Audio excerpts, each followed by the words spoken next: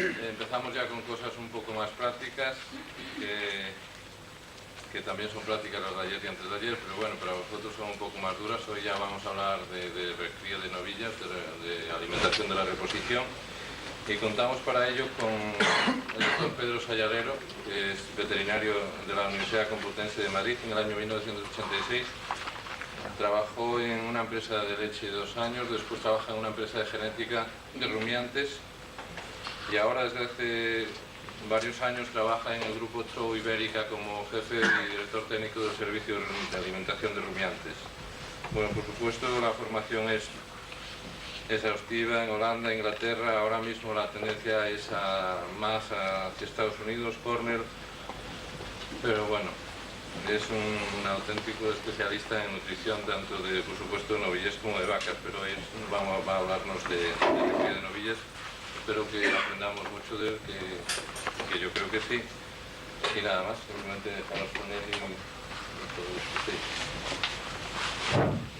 Muchas gracias. Casi voy a bajar abajo. Utilizar las transparencias.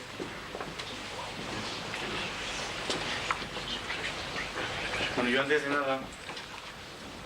de nada voy a pedir disculpas por los errores que sé que voy a cometer y por todas las cosas que probablemente se queden en el tintero sin llegar a salir. Yo voy a hablar durante los próximos minutos de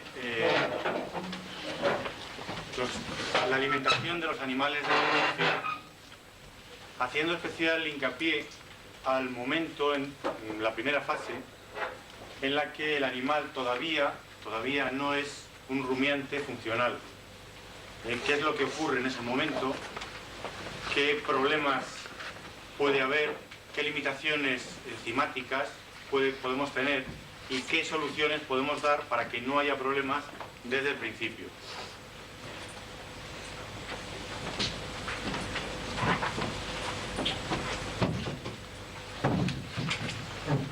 Como decíamos hace un instante, el animal cuando nace no es realmente un rumiante funcional. Realmente, este es un cuadro donde veis en esta primera columna las proporciones que ocupan el retículo rumen, complejo retículo rumen, el librillo y el cuajar en la semana 0, es decir, recién nacido. Como veis ahí, el rumen, junto con el retículo, pues ocupa un 38% del total. En cambio el cuajar, que es realmente el estómago glandular o verdadero, pues tiene prácticamente la mitad, ocupa prácticamente la mitad, un 49%. Esto a medida que va transcurriendo el tiempo, todos ellos, cada uno de esos compartimentos va creciendo, pero crecen, digamos, a velocidades distintas. Para llegar alrededor de la semana 16, en la cual pues el retículo rumen ocupa un 67%, el librillo un 18% y el cuajar un 15%. En ese momento ya el rumen está prácticamente con las proporciones que va a mantener durante el resto de la vida del animal, y ya podemos decir que la rumia la tiene a tope. La rumia realmente empieza aproximadamente, como dice aquí abajo, alrededor de los 15 días de edad, más o menos, pero digamos muy atenuada. El intestino, bueno, crece despacio, va creciendo despacio hasta los 9 o 10 meses, en el momento en el cual el crecimiento se hace ya, digamos, isométrico, crece al mismo ritmo que el resto del cuerpo del animal.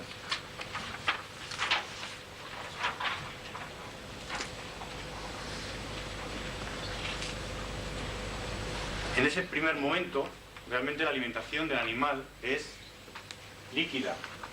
Debe ser líquida y es la leche de la madre. Esa leche cae directamente al cuajar porque se cierra la gotera esofágica. Se cierra el contacto del líquido con la cavidad bucal. De 8 a 10 segundos después del contacto con el líquido en la cavidad bucal, se cierra la gotera esofágica. Ese cierre dura de 1 a 3 minutos. El inicio, como decíamos, es bucofaringeo, la cavidad bucal. Lo controla un nervio, que es el nervio vago. Este nervio hace que se inhiban las posibles contracciones ruminales que haya. La leche, pues lógicamente es el excitante natural del cierre de esa gotera esofágica, por las proteínas que lleva, que son lactoalbúminas, y por las sales minerales fundamentalmente el sodio. Incluso en animales adultos, las sales de sodio son capaces de provocar un cierre parcial de la gotera esofágica. ¿Eso qué significa? Pues significa que la leche pasa directamente, sin pasar por el rumen, llega directamente a lo que es el estómago verdadero, al cuajar. Y allí se coagula casi de forma instantánea. Allí el pH es ácido, en torno a 2, y la leche se coagula casi de forma instantánea. Entonces hay una primera salida hacia el duodeno, hacia el intestino delgado, una primera salida rápida de suero, que es rico en lactosa, el azúcar fundamental de la leche, y en sales minerales. Y queda dentro del cuajar un coágulo que está compuesto fundamentalmente de grasa y de proteína, aunque esta proteína, gran parte de ella, pues se va a desnaturalizar a este pH 2, se naturaliza, pero bueno, se forma un coágulo de grasa, que vamos a decir materia nitrogenada, que tiene que salir, tiene que abandonar el cuajar de forma lenta y regular. Y la velocidad de vaciado, bueno, pues está determinada por el tipo de proteína que hay en ese momento, que ha llegado, que es láctea, y esto es fundamental a la hora de formular una leche, un lactorreemplazante con más o menos contenido en leche spray. Luego hablaremos de eso por la importancia que tiene. Bien, pues cuando ha llegado ya esa leche al intestino, resulta que nos encontramos con algún problemilla que intentaremos resolver. Y es que todos esos nutrientes, todos esos alimentos que han llegado al intestino, para poder ser aprovechados, necesitan ser previamente digeridos. Y para digerirse, pues hacen falta unos fermentos o enzimas que el propio animal fabrica y que están puestos en rojo. Son la lactasa, amilasa, lipasa y tripsina. Bueno, amilasas, lipasas, tripsina. La lactasa va a digerir el azúcar, que es la lactosa, que es el que está de forma más dominante o más importante en la leche. Y resulta que ahí no hay problema, porque cuando el animal nace tiene una actividad máxima lactasa. Significa que toda la lactosa o casi toda la lactosa que llega es capaz de digerirla, con lo cual la va a aprovechar sin problemas. Esa actividad lactasa va a disminuir con el tiempo. La actividad amilasa, que es la encargada de digerir el almidón, pues resulta que ahí sí tenemos un problema, porque la secreción de amilasa por parte del páncreas es nula. Al nacer el animal prácticamente no tiene amilasa, lo cual significa que va a tener un problema serio a la hora de poder digerir y poder aprovechar el almidón que podamos utilizar pues en la leche o en un pienso de iniciación. La secreción, que es nula, va empezando, va aumentando poco a poco hasta que llega los 2 meses de edad, momento en el que la secreción pues se puede considerar en niveles normales, en niveles ya casi de adulto. Con la lipasa y con la tripsina pues hay también problemas, pero menos importantes.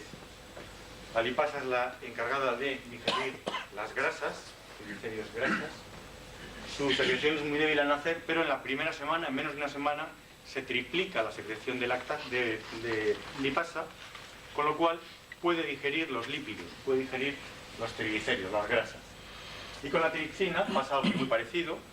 La secreción es muy débil al nacimiento, pero antes de una semana se ha triplicado esa secreción, con lo cual la posibilidad de digerir las proteínas, pues prácticamente en menos de una semana se puede conseguir y ahí no hay ningún problema. Vamos a ver qué es lo que un animal tan joven es capaz de digerir después de absorber, por lo tanto de poder aprovechar. Estos HC son hidratos de carbono, puede hacer una utilización variable, depende del origen del almidón y varía con la cantidad ingerida, con la edad del animal y con el procesado. Con la edad ya lo hemos comentado, fundamentalmente porque la capacidad de producción de enzimas, de producción de ese fermento amilásico capaz de digerir el almidón, pues es nula al nacimiento. Pero podemos, con la alimentación, con niveles determinados de almidón y con un determinado tipo de almidón, que después comentaré, podemos hacer que el animal estimule su producción de amilasa, con lo cual va a ser capaz de digerir el almidón. El procesado que utilicemos en el almidón también influye, porque va a producir una gelatinización de los almidones y va a hacer que el animal, aunque no tenga mucha enzima, mucha capacidad enzimática para poder digerirlo, se lo facilitamos con una gelatinización de los almidones que casi siempre se consigue por un tratamiento fundamentalmente térmico, aunque hay otros, pero bueno. Bueno, aquí está este cuadro, voy a pasar muy deprisa, es la utilización digestiva de los distintos hidratos de carbono. Esta columna, este CD, es el coeficiente de digestibilidad o de utilización digestiva, y aquí tenéis pues, los glúcidos, o hidratos de carbono más comúnmente utilizados en este momento. Como veis, el que más utilización digestiva tiene es la lactosa, por lo que hemos dicho antes, porque la capacidad de digestión que tiene el animal de lactosa es máxima, ya que tiene mucha lactasa, puede digerir toda. Los azúcares simples, como la glucosa y la maltosa, también tienen un coeficiente de digestibilidad alto, significa que el animal es capaz de digerir esto. Y si nos vamos ya a los almidones, pues ya vemos que el nivel de utilización baja sobre todo en los que son tubérculos, como la patata o la mandioca, y los demás, el maíz y el arroz, ahí falta el trigo, que también tiene una utilización digestiva alta, pues son relativamente fácilmente utilizables por el animal, cuando empieza a tener algo de amilasa.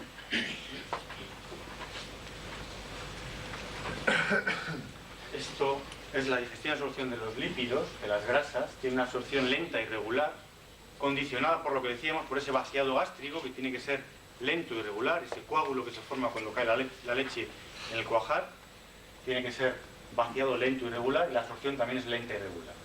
Y la digestibilidad depende de la longitud de la cadena de los ácidos grasos que compongan las grasas. En general se dice que cuanto más corta es la cadena de ácido graso, mejor,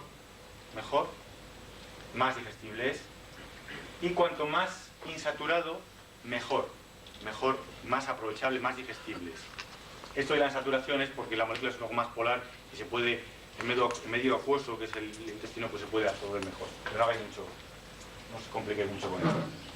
También influye la proporción de distintos ácidos grasos que vayan en la grasa, es decir, según los ácidos grasos que acompañen a uno determinado, pues este se absorbe mejor o se utiliza mejor que los demás. En general, nos podemos quedar con los dos últimos puntos, que el animal que está creciendo en ese momento utiliza los ácidos grasos de cadena corta, porque es una energía que la puede utilizar rápidamente. Si la grasa va con ácidos grasos de cadena corta, la puede utilizar rápidamente, y esa es la energía que utiliza para el crecimiento. Si la grasa que utilizamos lleva ácidos grasos de cadena larga o insaturados, el animal tiende a utilizarlos como depósitos, no para el crecimiento. Esto es importante porque nos condiciona la grasa que vamos a utilizar o que vamos a elegir en nuestros alimentos. La digestión y absorción de las materias nitrogenadas también depende de la actividad enzimática del animal. Decíamos que al principio no tenía prácticamente posibilidad de digestión y que en menos de una semana triplicaba su capacidad enzimática, con lo cual en casi una semana es capaz de digerir las proteínas. Influyen lógicamente la estructura de proteínas y una cosa muy importante, que es la velocidad de tránsito según el tipo de proteína. Aquí está, digamos, el quid de la cuestión, o la clave para explicar por qué muchas veces se producen problemas cuando utilizamos un lactorreemplazante u otro.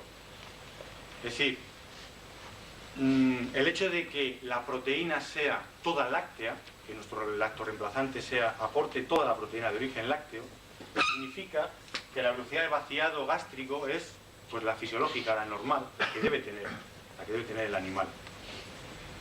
Si yo sustituyo esa proteína de origen lácteo,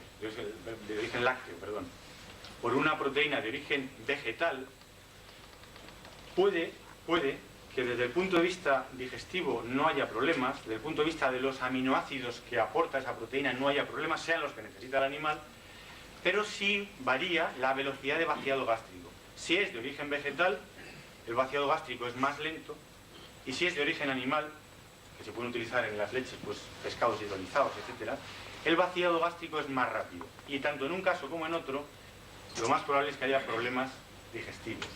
Entonces se tiende a combinar, y luego explicaré un poco con qué criterio. También el origen y procesado de las materias nitrogenadas, pues, lógicamente, influye en la digestión. Bueno, este cuadro,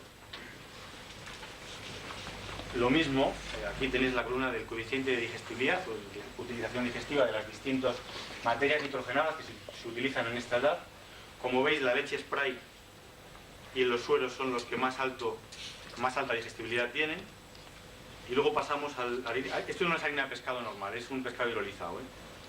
Harinas de soja, concentrado de soja, isolato de soja y proteína de patata.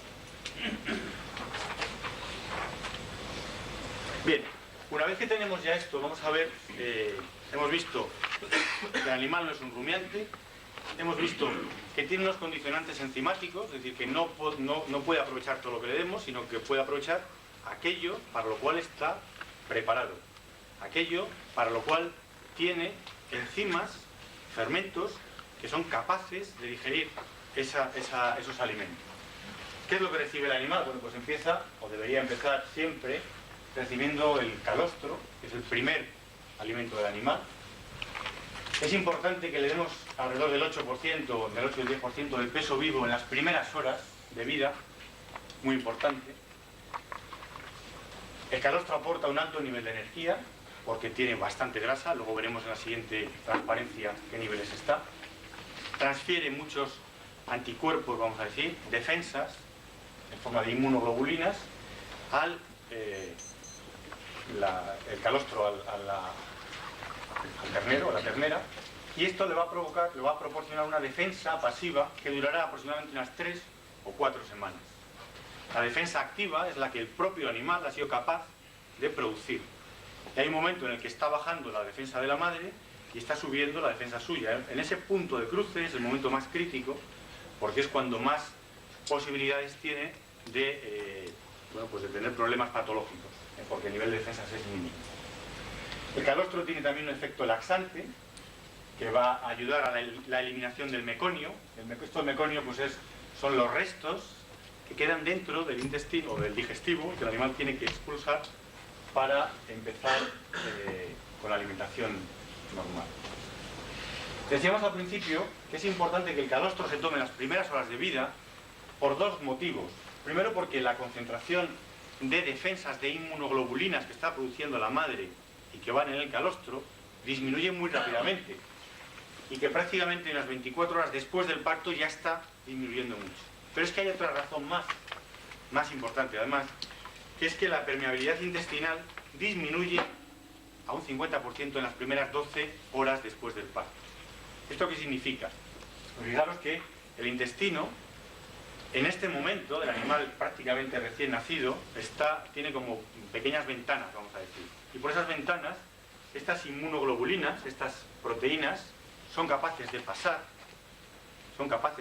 y así llegan a la sangre del animal joven. De esa forma tiene sus defensas cedidas, transferidas por la madre. Bueno, pues a medida que va pasando el tiempo, esas ventanas se van cerrando, va disminuyendo la permeabilidad y lo hace rápidamente. Las primeras 12 horas de vida después del parto ya ha disminuido el 50%, y llega un momento en el que por muchas defensas, muchas inmunoglobulinas que vemos, son incapaces de pasar a la sangre del animal. Podrán tener un efecto a nivel local, pero no pasan a la sangre del animal. Este calostro, fijaros, aquí está en la primera columna el calostro a las 0 horas, prácticamente después en el momento del parto, y aquí en la última columna tenéis lo que podría ser una leche estándar, un 3,7 a 4 de grasa, un 3,2 de proteína, y bueno, esto es el peso específico y la concentración de vitamina que veremos después.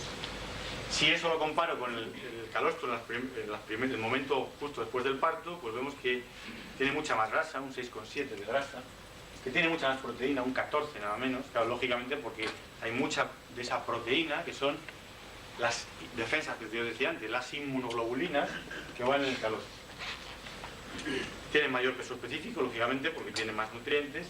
Y fijaos una cosa importante, que es el nivel de vitamina A que hay en el calostro a las 0 horas y cómo disminuye para transformarse en lo que es la leche normal. De 2.950 miligramos por kilo, la vitamina A, como sabéis, es liposoluble, va en la grasa. Si hay tanto nivel de grasa, pues parte de esa vitamina va ahí. Confiere, lógicamente también ayuda a mantener las membranas celulares y ya también defensa. Bueno, pues ahora esto es una tabla gráfica. Bueno, en el que se comparan el precio de lo que puede ser un lacto reemplazante con el precio equivalente de leche de vaca. ¿Esto es por qué? Porque, lógicamente, a medida nos interesa dar un lacto reemplazante al animal, porque es mucho más barato que alimentarle con la leche de la vaca. Y aquí hay una tabla de equivalencia en el que hemos admitido pues, una leche, digamos, normal, en el que para conseguir un aumento de 1 kilo de peso vivo, el animal tiene que comerse 1,2 kilos de polvo de lacto reemplazante. Mientras que de leche de vaca, pues debería comerse tomarse alrededor de los 10 litros de leche. Claro, me podéis decir, bueno, eso dependerá del nivel de nutrientes que tenga la leche. Lógicamente sí, pero bueno, os digo que he hecho un cálculo estándar, ¿no? Un cálculo de una leche normal. Y veis aquí que, bueno, pues todavía son interesantes los lactoreemplazantes en comparación con los costos equivalentes del precio de la leche de vaca. Esto lo pongo, aparte de porque tengamos la idea gráfica un poco en la cabeza, porque es adelantar un poco lo que probablemente ocurra no dentro de mucho tiempo.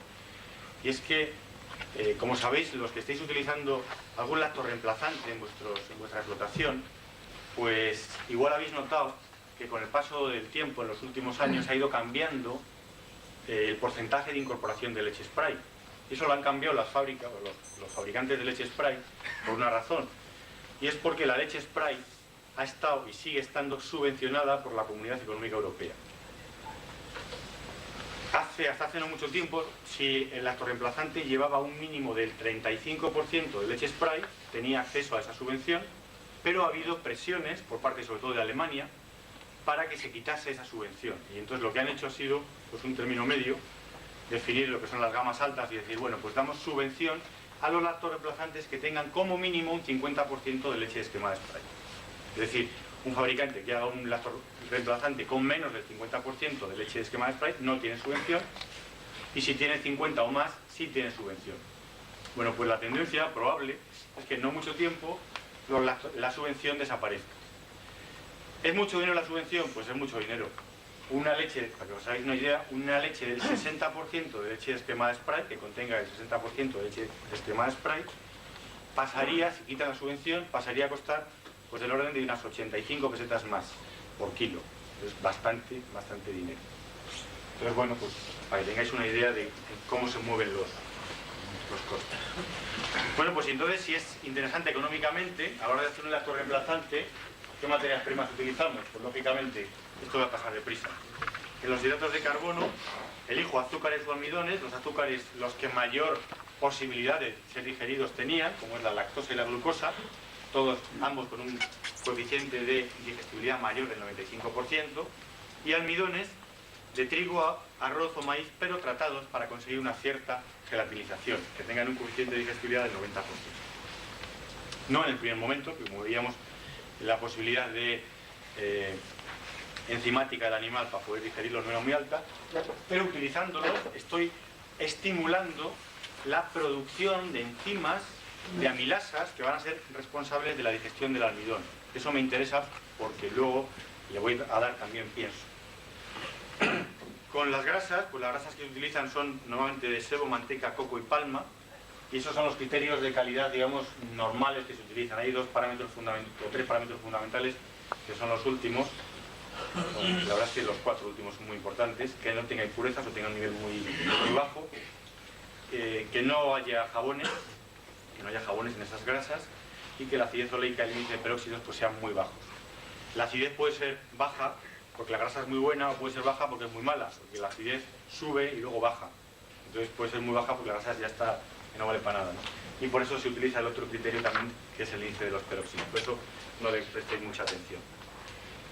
Bien, y dentro del lactoreemplazante, además de ir hidratos de carbono y de ir grasas, van materias primas, en general lácteos, que son leche descremada spray y suelos. Y esas son las características de calidad que se les piden: que no haya partículas quemadas, que tengan una solubilidad muy alta, más del 90%, mucha fluidez, humedad baja, menos del 5%, que una solución al 20% esté con un pH entre el 6 y el 6,5, muy buena calidad bacteriológica, bajo nivel de cenizas y bajo nivel de cloruros. Esto sobre todo es importante porque hay muchos sueros que han sido, se ha utilizado la leche, para desnaturalizar la leche se ha utilizado ácido clorhídrico, que queda muchos cloruros y luego puede haber problemas. Bien, yo os decía antes que una de las cosas más importantes era el tipo de proteína que utilizamos en la leche, porque se puede utilizar en la leche para, y que explica muchos problemas que ocurren con leches, determinadas leches, es el tipo de proteína. Porque el tipo de proteína es la que regula que se vacíe más rápido o más despacio el cuajar. Entonces yo os decía, bueno, si resulta que nos quitan la subvención los alemanes, o la comunidad, vamos a decir, nos quita la subvención, pues los precios van a subir mucho. ¿Tenemos alternativa? Sí tenemos alternativa. Una alternativa sería utilizar una fuente de proteína vegetal, como podría ser la soja, que ralentiza, hace más despacio el vaciado gástrico, combinada con una fuente animal, como es el hidrolizado del pescado, que lo que hace es acelerar el vaciado gástrico. Por el hidrolizado del pescado no hay problema, pero por la soja, que sería la proteína de elección, sí que hay problema. La soja, por un animal tan pequeño, tiene una serie de factores antinutricionales. Ahí hay 4 que tiene más. Inhibidores de tripsina inhiben a la enzima que va a digerir las proteínas. Las lectinas lo que hacen son proteínas que se unen a las microbiosidades intestinales y entonces no dejan que el animal absorba nada, ni esto ni nada, ni la soja ni nada. Antígenos, glicininas y betaconglicinas y demás, que lo que hacen es provocar reacción antígeno-anticuerpo y disminuir la digestibilidad de toda la dieta. Oligosacáridos como rafinosa y estaquiosa, que al final, bueno, pues provocan problemas osmóticos, y hay diarreas osmóticas que luego se pueden complicar con diarreas infecciosas. Y hay más, hay fitatos, sustancias goitrogénicas, hay otros más. Entonces, ¿qué puedo hacer yo para poder utilizar esa soja? Pues lo que hago es hacer distintos tratamientos que eliminen esos factores antinutricionales. Concentrados de soja, que es coger la soja y mezclarla con otras fuentes que anulan, pues algunos azúcares reductores que anulan parte de esos factores antinutricionales, hacer isolatos de soja, es decir, tratarla con solución alcohólica, micronizarla, o bien tratarla con enzimas, que parece la mejor de las soluciones, porque disminuye mucho el nivel de factores antinutricionales. Estos datos de aquí son medios, hay mejores tratamientos que otros. Y aquí esto de los citrulatos no he puesto nada porque no conozco los datos, no porque no los tenga, que sí los hay. Bien, además, en la leche pues van otras materias primas, como son acidificantes que unos están para conseguir que la leche facilitar el manejo del ganadero. Es decir, yo meto un acidificante a la leche la puedo tener 1 o 2 días y no hay ningún problema y no pasa nada, porque como está a un pH ácido, inhibe el crecimiento de bacterias y yo lo tengo ahí, es muy cómodo, ¿no? Y otros acidificantes que lo que hacen es acidificar el contenido del intestino a nivel de intestino delgado y que inhiben una proliferación bacteriana desde el intestino grueso. Entonces evitan que haya problemas de diarreas. Normalmente tiene un inconveniente, que es que las leches que son ácidas, el nivel de nutrientes que llevan en cuanto a proteína y grasa suele ser bajo, aunque hay alguna solución para eso. Se utilizan vitaminas y minerales que van en el corrector de la leche porque el animal lo necesita, probióticos, promotores de crecimiento y a veces medicación. Digo a veces porque hoy los fabricantes lo tienen muy difícil, meter medicación en las leches, porque las leches se consideran piensos completos de lactancia, están sometidos a la ley del medicamento y entonces hay que utilizar una premezcla medicada autorizada. Y resulta que, de momento en España, que yo sepa, igual no lo conozco todo, pero que yo sepa, no existe ni una sola premezcla medicada autorizada cuyo excipiente sea soluble. Entonces, difícil lo tienen los fabricantes para poder introducir medicación. Otra cosa es los polvos solubles, es decir, el ganadero cuando hace la leche en su casa, coger un polvo soluble y añadirlo, eso sí. Pero medicarlo desde el fabricante, que yo sepa, no se puede, porque la ley del medicamento hoy por hoy lo impide, ya que no hay ningún excipiente que sea soluble. Bueno, y esto es un dato que he traído como ejemplo, para demostrar que, bueno, pues por lo menos en esta experiencia que hicimos en el año 94 en Trau, aquí hay una leche que tenía el 40% de leche spray y 2 que no lo tenían, y bueno, pues resulta que las que no tenían leche spray pues se comportaron mejor que la que lo tenían, precisamente por cuidar ese tipo de proteína del que hablaba antes, que era el responsable de la velocidad de vaciado gástrico. Bueno, pues además de la leche, damos un pienso de iniciación. Y los piensos de iniciación realmente no tienen mucho misterio, no tienen demasiado misterio. Hay que hacerlos con materias primas muy nobles. En general todos los fabricantes todos los fabricantes, utilicen la tecnología que utilicen, esto lo tienen muy en cuenta y sí que lo hacen.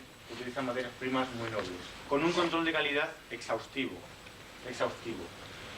¿Por qué? Pues porque los piensos de iniciación tienen que ir con niveles nutritivos altos, o deben ir con niveles nutritivos altos. Hay un problema que hemos dicho ya, hemos repetido 2 veces, una dificultad, sobre todo al principio, de la utilización de los almidones, porque hay poca amilasa, y el nivel energético hay que tratar de conseguirlo en este momento, no solo con el almidón, sino también con las grasas. Entonces hay que cuidar mucho la calidad de las grasas que se utilizan. Bueno, pues utilizamos altos aportes de energía y proteína y tenemos 2 objetivos. Uno es el de alimentar, el de ayudar a la alimentación que estamos consiguiendo con la leche o con el lactorreemplazante. Y otro, el desarrollo de las papilas ruminales, el desarrollo de lo que va a ser la capacidad de rumia del animal.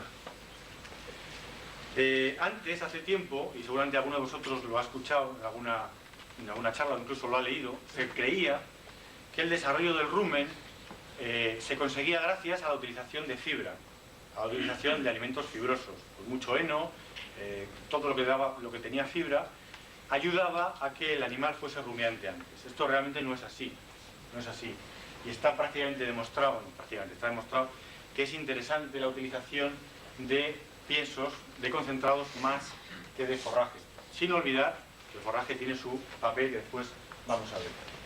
En el momento que llega el sólido a la cavidad bucal, no estimula ese cierre de la gotera esofágica, del que hablábamos antes, y todo ese pienso, todo ese sólido cae al rumen. Entonces ahí eso empieza a fermentar, empieza a producirse ácidos grasos volátiles y algo de amoníaco, que son realmente los responsables de que se desarrollen las papilas ruminales. Bueno, el pienso lo estoy dando al mismo tiempo que la leche.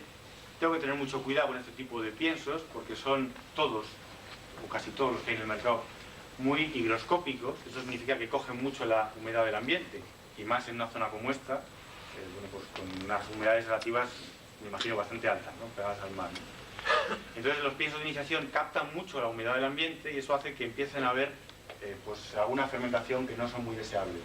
Entonces lo recomendable es a los animales, sobre todo si son muy pequeños, pues cambiar el pienso de iniciación pues varias veces al día y darlo en muy pequeñas cantidades para que el animal empiece a comer y siempre tenga a su disposición un pienso fresco.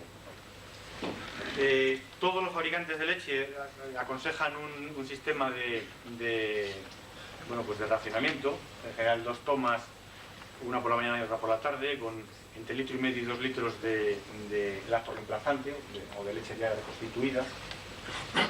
Y el pienso vamos dándolo desde el principio, prácticamente desde la primera semana de vida, después del parto. Entonces, el momento que los consumos de pienso están en torno a los 700 gramos diarios, o por encima de 700 gramos diarios, podemos suprimir una de las 2 tomas de la leche y el animal empieza ya a estar, digamos, a media leche. Y cuando el consumo es mayor de 1 kilo, pues se puede hacer el destete. Nosotros en general decimos que sea mayor del kilo, pero durante 3 días seguidos, para estar un poco más seguros. Como normalmente estos piensos de iniciación suelen ser bastante caros, pues lo que se suele hacer es mantenerles una semana después del destete, una semana o 10 días después del destete, y hacer una transición a un pienso de arranque que suele ser algo más barato.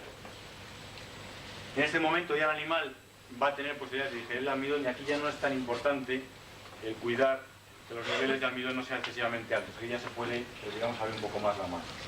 Y con ese pienso de arranque y con un forraje estará hasta que tenga aproximadamente los 120 kilos de peso alrededor de los 3 meses. Bueno, el heno, esto de los dibujitos, que a partir de aquí las transparencias ya no las hice yo, y veréis que hay algún error garrafal en alguno de los dibujitos, pero en fin, bueno, ahora cuando llegue lo comento. El heno, la fibra es necesaria porque estimula, no porque la fibra no va a estimular, como se creía antes, la producción de papilas ruminales, responsables luego de la rumia, ¿no?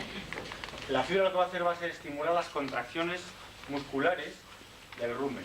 Y es necesario utilizar un heno de buena calidad, sobre todo al principio, de buena calidad, lo mejor que se pueda.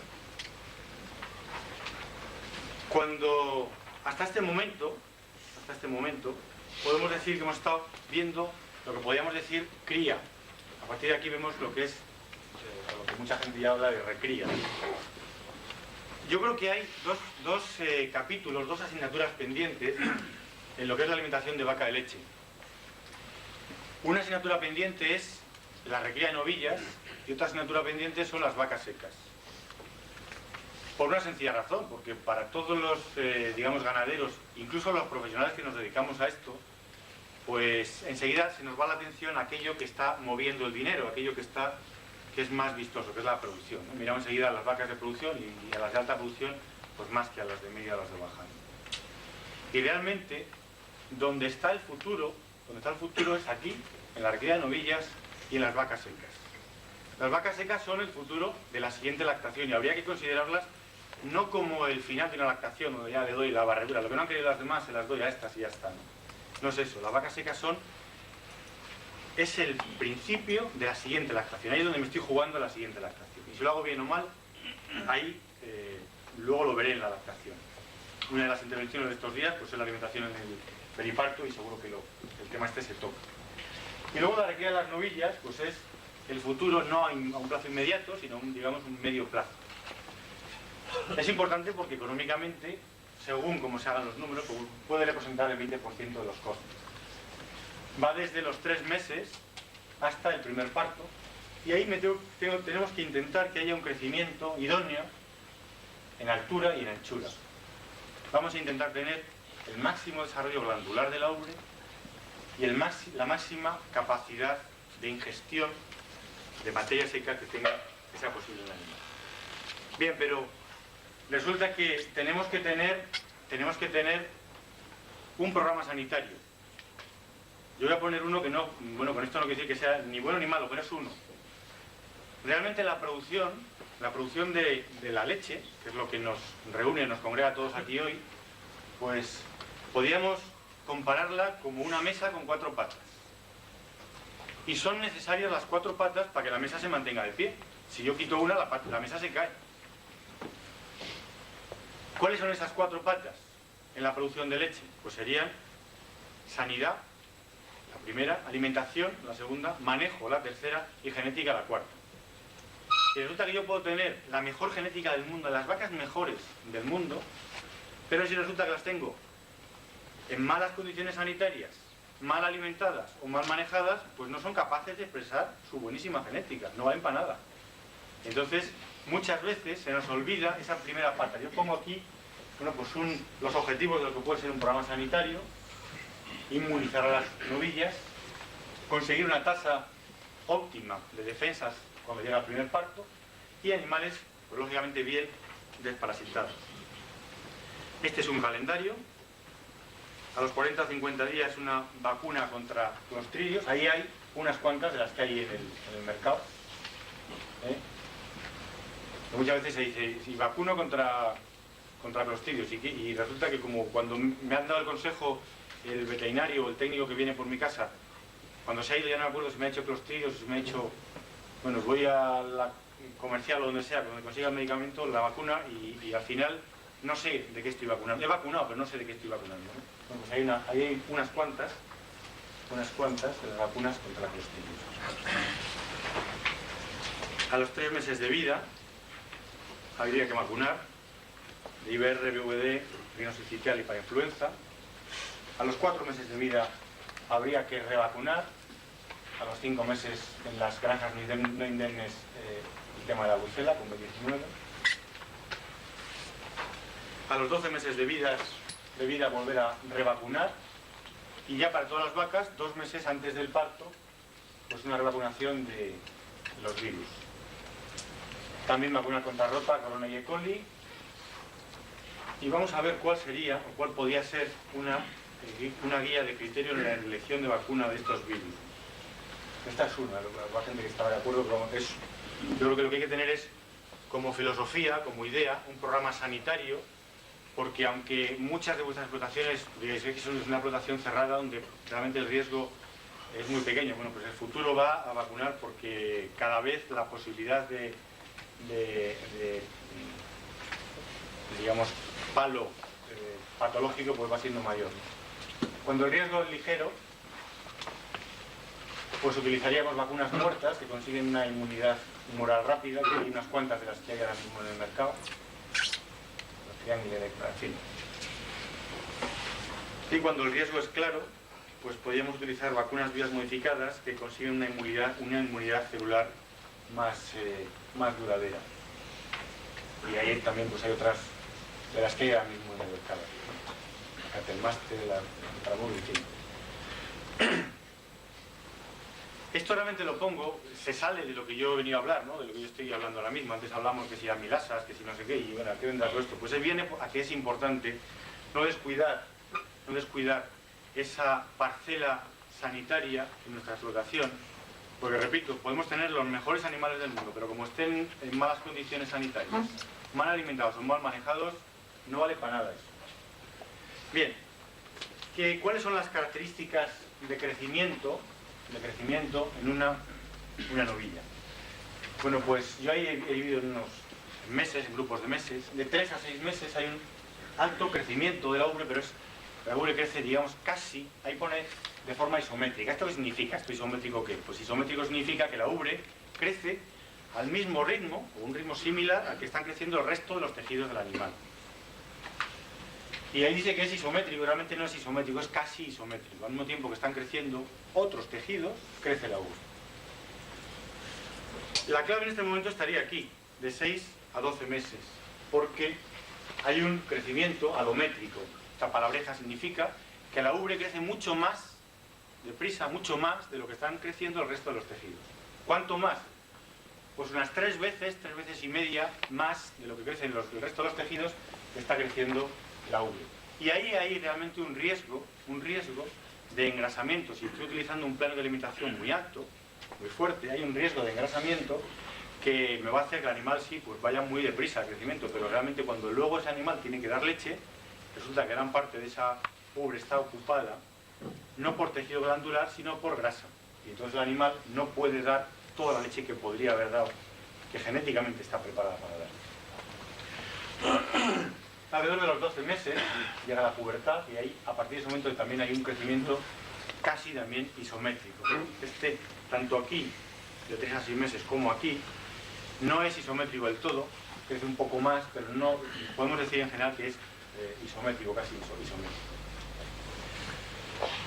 Uno de los objetivos será hacer la inseminación artificial hacia los 15 meses para que el parto esté alrededor de los 2 años, y hacia los 18 meses podemos preparar al parto pasando a lote de secas, no antes de los 18 meses, incluso se puede retrasar. Estos objetivos podemos resumirlos por peso y por alturas, es decir, y esto veremos después en otra transparencia que ha ido evolucionando, que ha ido cambiando con el tiempo. Hacia los 3 meses el objetivo es que el animal esté pues alrededor de los 110, 120, entre 102 y 120 kilos de peso, con una altura de cruz entre 88 y 93 centímetros. Esto de pesar, yo puedo tener esta altura, pero ¿cómo sé si tengo el peso? Tengo que pesar siempre, pues vaya un rollo, ¿no? Luego os enseñaré una transparencia que es una ecuación que han desarrollado en la Universidad de Pensilvania en el año 95, donde según el perímetro torácico, que eso sí que se puede medir con una simple cinta de medir, según el perímetro torácico aplicas la ecuación y sale una estimación del peso vivo que tiene el animal. La verdad es que esa cinta última que han hecho desarrollado en Pensilvania en el 95 se adapta bastante a la realidad. Hacia los 6 meses el objetivo sería estar entre 170 y 195 kilos de peso, con una altura entre 100 y 105 centímetros. A los 9, a los 12 meses. Siguiendo con esta tónica, estaríamos hacia los 15 meses con un peso mayor de los 355, 360 kilos hasta los 420 y con una altura en centímetros entre 125 y 127. Y cuando llegue a 125, si esto es correcto, podemos hacer la inseminación artificial. Pues sigue a seguir con más. Alrededor de los... si esto se ha cumplido todo, la vaca, la novilla llega a los 24 meses con más de 135 centímetros, y entonces se produce, podemos llegar al pan. Y en esta que voy a poner, tengo que explicarla. Esta es una transparencia donde se habla un poco de la evolución, de esa evolución de los objetivos en la prueba de requilla de novillas. Hace no mucho tiempo se decía que el óptimo, la edad óptima para el primer parto, pues estaba en torno a los 24 meses.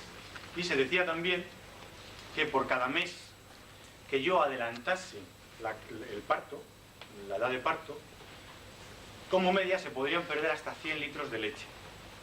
Y por cada mes que retrasase la edad del primer parto, sobre los 24, podría ganar unos 9 o 10 litros de leche. Eso es lo que se decía. ¿Por qué se decía eso? Bien, se decía, realmente el problema no es decir, voy a decir, bueno, cuando tenga 15 meses hago la inseminación, esté como esté. Depende de cómo haya hecho la alimentación al principio.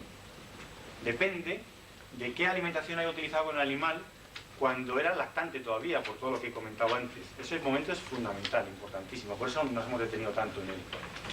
Depende de cuál ha sido el crecimiento del animal hasta los 6 meses, en el que el crecimiento de la ubre no presenta problemas con respecto al resto del cuerpo del animal. Es decir, ahí puedo ir a unos niveles altos de alimentación, porque la ubre está creciendo en el mismo ritmo que crece el resto de los tejidos.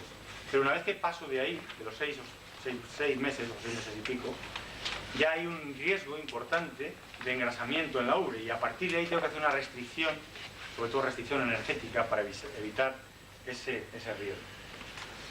Sobre ese programa de objetivos que yo os he puesto, hay una tendencia de desarrollo que os voy a poner ahora mismo con un dibujo que no he puesto yo, porque efectivamente si hablamos de novillas pues no podemos poner ahí. En fin, me lo han puesto quien ha hecho la transparencia y en fin, ahí queda. Como veis hay una diferencia, hemos adelantado la edad del primer parto cubriendo entre 12 y 13 meses. En lugar de a los 15, pues lógicamente se adelanta la edad del primer parto. Pero si os dais cuenta y comparáis con lo que había antes, el peso y la altura siguen en línea, en consonancia con lo que había antes. Bueno, pues ¿cómo puedo conseguir eso? Pues con unas normas de racionamiento de novillas que están ahí, estas que es de otra guerra, otra charla, pero por no hacerla la he como estaba. Bien, aquí ahora podemos decir, bueno, entonces, para las novillas, ¿cómo hacemos? ¿Qué pienso es bueno? ¿Uno que tenga el 17% de proteína? ¿Uno que tenga el 19%? ¿Uno que tenga el 18%? ¿Uno que tenga el... Hablo de proteína, puedo hablar de cualquier otro de los... Bien, pues aquí nos pasa un poco como ocurre con las vacas de leche, que el pienso no es nada más que una materia prima más dentro de todas las que componen la ración. Entonces yo soy capaz de hacer, o podríamos hacer, una buena ración de novillas con un pienso del 17% de proteína, o una buena ración de novillas con un pienso del 19 o del 20, incluso más de proteína. Esas son, digamos, las recomendaciones para un programa de racionamiento de novillas. Y por no complicar mucho la historia, si os fijáis, aunque hay alguna salvedad en la que se podría entrar, nosotros lo que estamos recomendando en muchos sitios, para no complicar mucho la historia, mucho la vida, es decir, no te voy a hacer una ración para cada uno de los lotes de novillas que tengas, de 3 a 6, 6 a 12, 12 a la primera inseminación o inseminación artificial hasta el parto. Lo que voy a intentar es asemejar estos momentos de la producción con lo que ya tengo.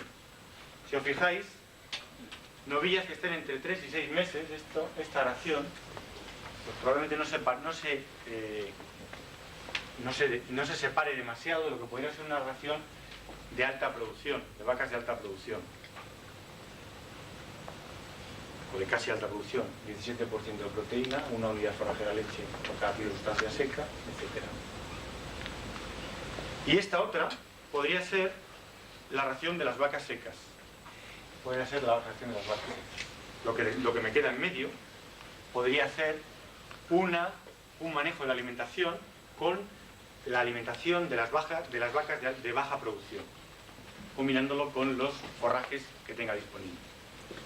Esto no hay que prestarle mucha atención a los números porque la gente que habitualmente os hace la alimentación, las raciones, lo tiene muy en cuenta. Bueno, esto ya para terminar es lo que os decía de esa ecuación Esa ecuación está aquí desarrollada con una tabla de una hoja de cálculo en la que según el perímetro torácico pues podemos predecir o saber más o menos cuál es el peso vivo del animal si estamos cumpliendo con esos objetivos que previamente nos habíamos fijado. Yo os he soltado muchos rollos, he dicho muchas cosas. Fijaos que he prestado mucha atención al primer momento, más probablemente que al segundo, porque probablemente sea el más olvidado. Yo, si hoy salís de aquí o salimos todos de aquí simplemente con una idea clara, que es esa mesa de las cuatro patas, que son fundamentales para que la producción vaya para adelante, sanidad, alimentación, manejo y genética. Si simplemente os lleváis esa idea, pues yo me voy de aquí contento. Y de momento nada más. Si tenéis alguna pregunta, alguna cosa que os pueda aclarar, pues con mucho gusto aquí estoy.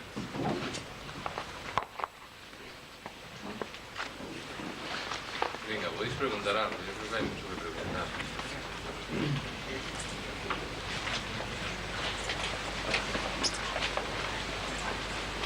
Pregúntales tú, cuando empiezan a dar silo maíz, por ejemplo, los novillos. ¿Quién contesta eso?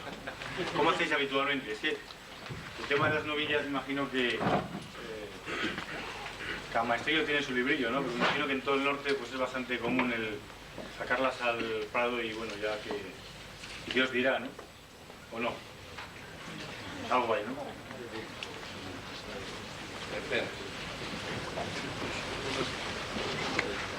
La alimentación, de la que decía Pepe, de utilizar el silo de maíz. El silo de maíz es un forraje muy energético, da energía, sobre todo si está bien hecho y tiene un contenido alto en almidones. Y en esa fase que decíamos a partir de los 6 meses puede ser un problema. Lo que pasa es que muchos de vosotros, bueno, muchos, perdonad que hable así porque no os conozco a ninguno, o sea, que igual que nadie se ofenda por lo que diga, lo digo con buena intención.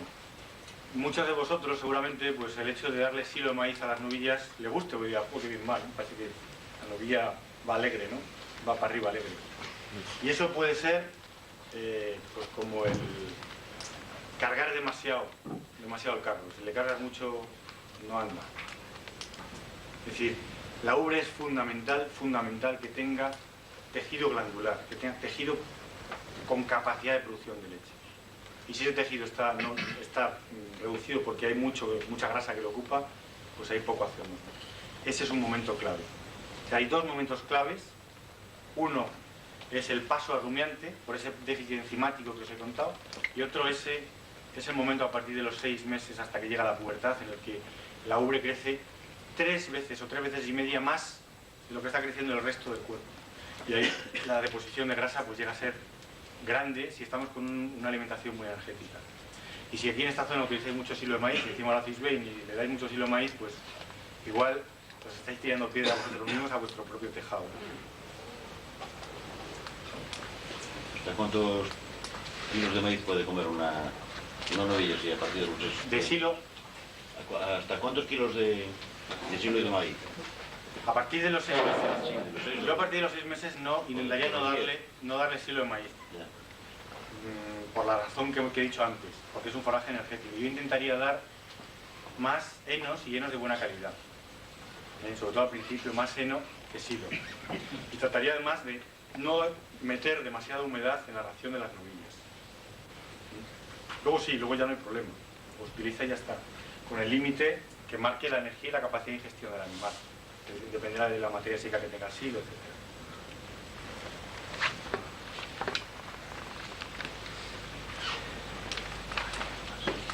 Pero entonces, ¿a qué edad puede empezar a comer?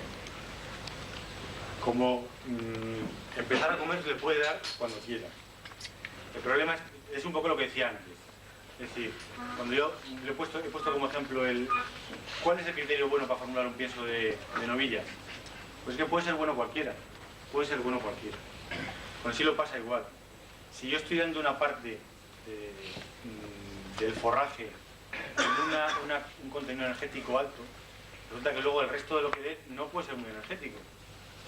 Porque corro el riesgo de provocar un engrasamiento excesivo y reducir la capacidad glandular de la ubre, con lo cual el animal ese es que luego no me va a servir.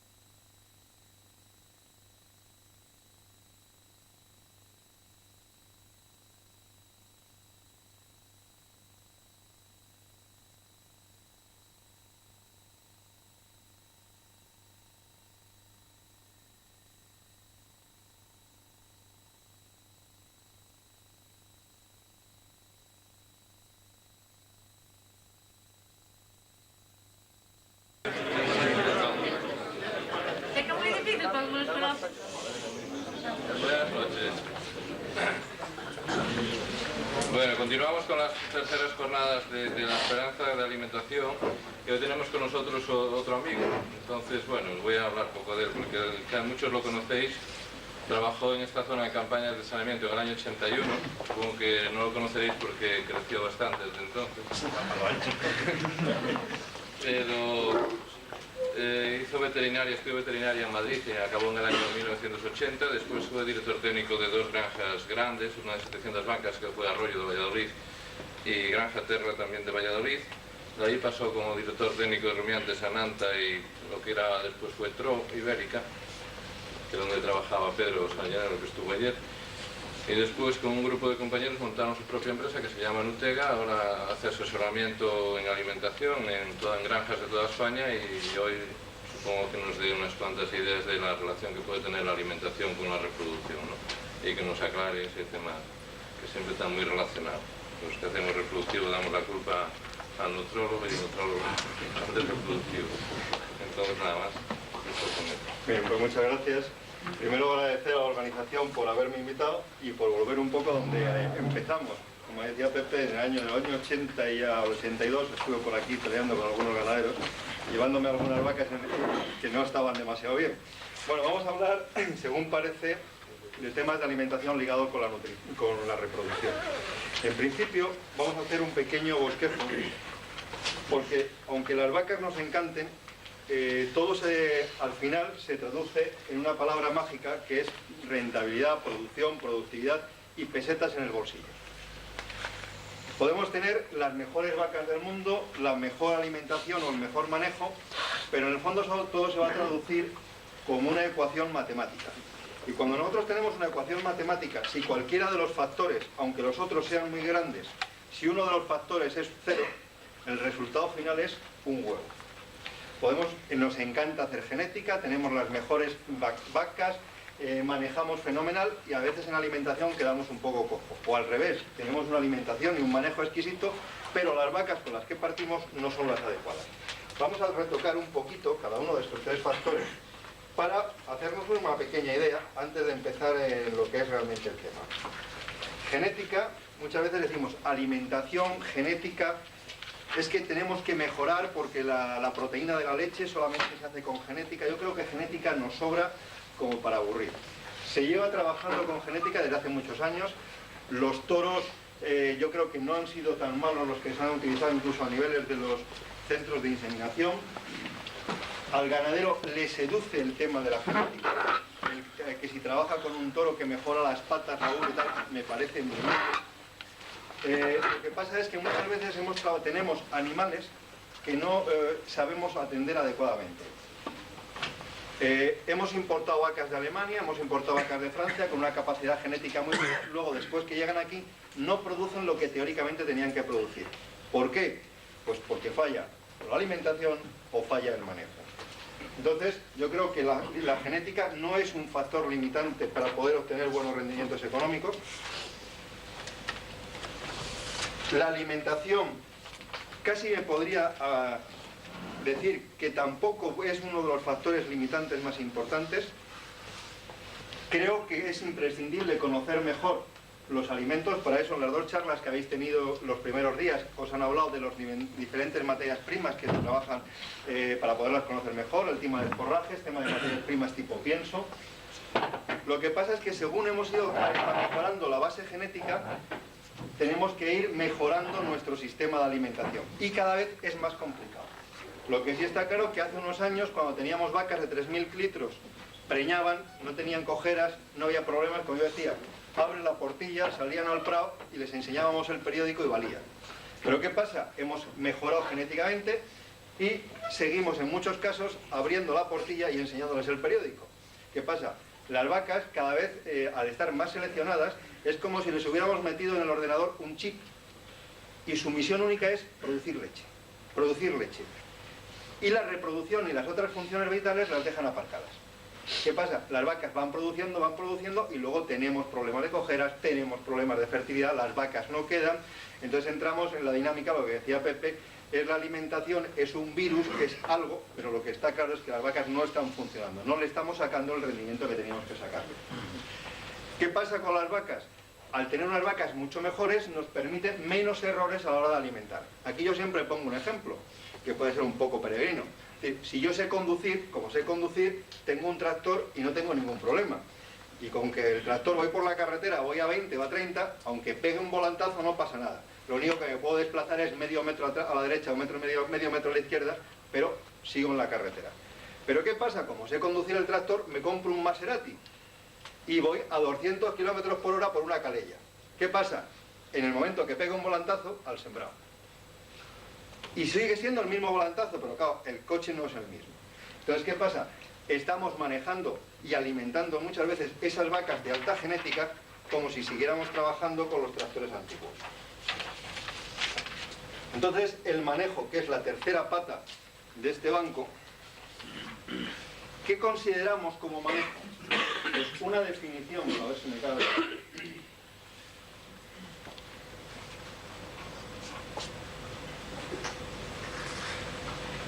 Vamos a ver si somos capaces de cuadrarlo.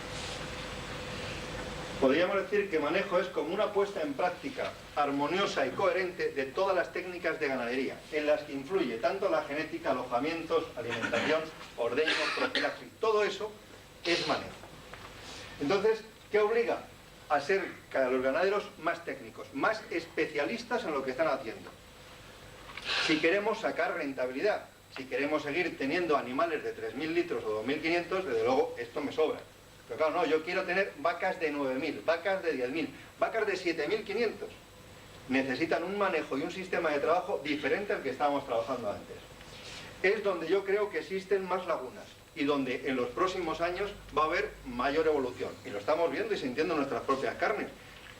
¿Cuántas estabulaciones están cambiando? ¿Cuántas salas de ordeño se están haciendo? ¿Por qué? Eso es manejo. Para obtener unos mejores resultados y poder obtener una leche de mejor precio.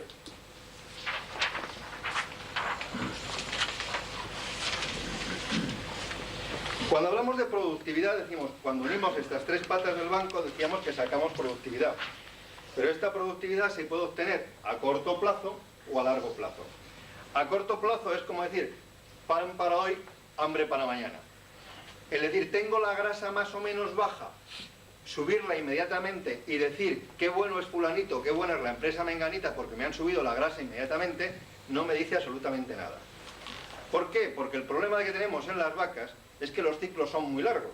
Los ciclos son de 8 meses o de un año. Y lo que, aparte de que uno en un momento determinado se me suba una décima o 2 décimas la grasa o la proteína, la vaca tiene que dar leche, tiene que quedarse preñada, tiene que volver a parir. O sea, tenemos que pensar cómo funciona un sistema de alimentación, un sistema de manejo a largo plazo. ¿Cómo sabemos que lo que estamos haciendo funciona o no funciona? El primero que nos va a dar es la persistencia de lactación. O sea, las vacas después de parir, ¿cómo están dando leche? ¿La leche se mantiene en el tiempo o de repente hemos tenido un pico fenomenal de producción y baja? La típica vaca que da mucha leche, decimos, no, estas son fenomenales, pero claro, me aguanta la leche 2 meses. Y posiblemente en esos 2 meses o tal, mientras que mantiene el pico, luego ni sale en celo ni nada. ¿Por qué? Bueno, ya da mucha leche, luego baja y se mantiene. Pero claro, es buena porque da 2 meses 40, no. A mí mejor me interesa más de 35, 7. El siguiente paso que nos determina si la que estamos haciendo a nivel de manejo, alimentación, es correcto, es la composición de la leche. Cómo se presentan las calidades, si suben, si bajan, si se mantienen. El tercer aviso que nos dan si lo que estamos haciendo no es correcto es la fertilidad. Y ya, cuando tenemos problemas de patología porque el manejo y la alimentación no es correcto, esto ya es el caos. Porque claro, el recuperar esos animales nos cuesta un montón. Un caso muy claro de este tipo, hace unos años hubo un sistema, un manejo, algo de alimentación en el que se recomendaba el dar cantidades ingentes de la, como se llamaba, del haba de soja, la soja sulfato, o la soja grasa, no sé cómo la denomináis aquí. Eso, ¿qué pasaba? Empezábamos a darlo y las vacas daban leche hasta por los cuernos, pero casi en 48 horas. Estábamos obteniendo una rentabilidad a corto plazo espectacular. ¿Pero qué pasaba? si yo mantenía dando esos niveles de soja grasa muy altos, cuando está descrito en toda la bibliografía, en todos los técnicos, que más de 2,3, 2,4 kilos por vaca y día no se debe dar, si yo estoy dando 5 o 6, pues es como si estoy paseando por el filo de la navaja. Mientras que no me caigo, no pasa nada, pero como me caiga, me abro el canal. Pues eso pasaba, o sea, las vacas daban mucha leche, pero de repente empezaba la calidad a bajar y a las vacas a quedarse como sables. Y las vacas no quedaban preñadas. Pero de momento el paisano iba al bar y se le llenaba la boca de leche. Pero claro, luego no es que se le llene la boca de leche, sino qué pasa después.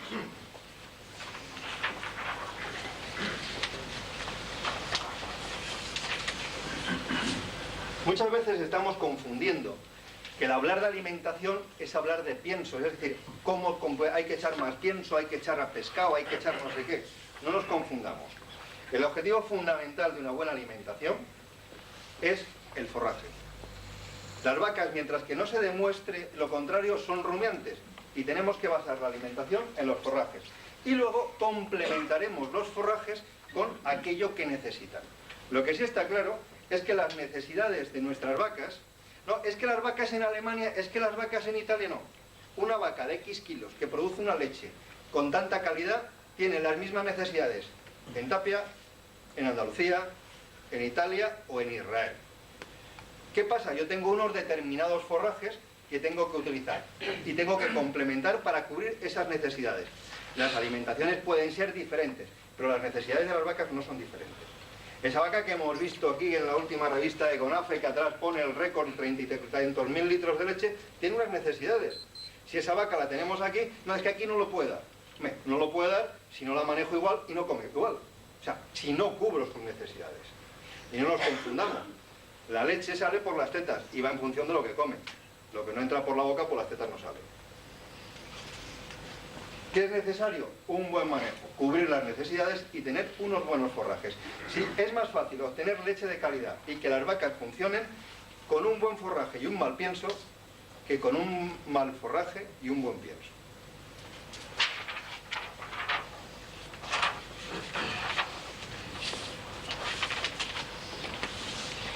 Bueno, pues vamos a intentar. ¿Por qué decimos? ¿Por qué hemos hecho esta introducción hablando un poco de la rentabilidad? Aquí vemos un pequeño diagrama en el que, ¿qué vamos buscando? Rentabilidad. ¿Pero la rentabilidad de quién depende? Bueno, pues principalmente depende del ganadero. El ganadero es el que maneja todos los hilos de este guiñol, de este muñeco. Del ganadero depende que en su estabulación haya una buena higiene. Del ganadero depende tener una buena genética. Del ganadero depende una buena gestión de reproducción. Él tiene que, a su vez, donde no llega, buscarse unos técnicos adecuados que sean capaces de solventarle los problemas. Evidentemente aquí nadie sabemos de todo. Entonces, claro, en ese ganadero que estábamos diciendo antes, cada vez más técnico o con unos servicios de asesoría técnica que le solventen los problemas. Es preferible pagar porque nuestras vacas funcionen bien a no pagar porque las vacas están malas. Es decir, cuando tenemos, como veíamos en la transparencia anterior, cuando surgen los problemas patológicos, es que llevamos haciendo cosas mal desde hace mucho tiempo. O sea, las patologías de una cetosis, de una acidosis, de una alcalosis, no aparecen así de la noche a la mañana porque se nos ha aparecido la Virgen. Eso lleva tiempo atrás cosas que no van funcionando. Y que las vacas me han ido dando avisos. Oye, que la leche va haciendo ondas, que hoy producen más, mañana producen menos. Primer aviso. Que la calidad están subiendo y bajando tal. Pues también tenemos que saber que hay épocas del año en que las calidades por sí bajan. Y a esto, haciendo un pequeño inciso, entramos en una época ahora que la calidad de la leche baja. El concepto que tenemos que la grasa baja y la proteína baja en verano, no es que esté mal, pero quizás sea un concepto erróneo.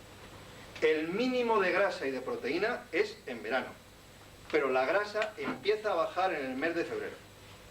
De febrero a marzo todos los años, y si